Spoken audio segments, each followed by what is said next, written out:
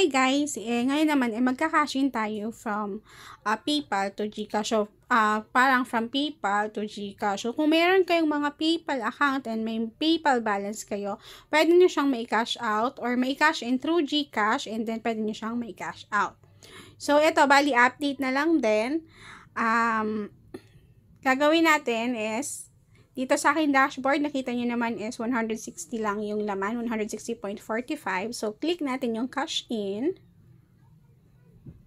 So, dito, meron tayong PayPal. So, actually, connected na yung PayPal ko sa GCash ko. So, mas madali na lang yung transaction. So, bale, yung una nyo gagawin is, i-connect nyo muna yung inyo pong PayPal sa inyo pong GCash. Madali lang naman yon. So, hindi ko na siya sa inyo mapapakita since connect ko na siya. So, click natin yung PayPal.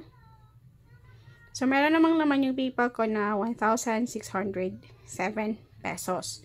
So, yung minimum cash in niya is 500. Pero this time, dati kasi free lang to.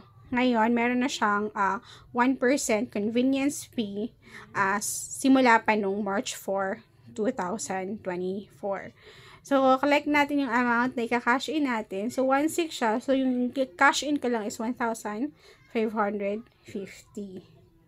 So, ayan ha. Yung minimum cash in is 500 pesos. So, dapat 500 pataas yung i-cash in nyo from PayPal to GCash. So, dito click na natin yung next.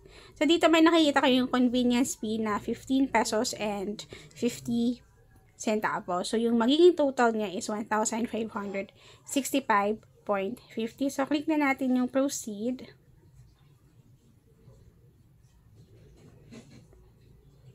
So, ayan, your cash in is being processed. Kindly wait up to 24 hours. So, dito guys, hindi nyo naman kailangan mag-wait ng 24 hours. Usually naman, within few minutes, and then na din naman yung pera. And then, click nyo na yung okay.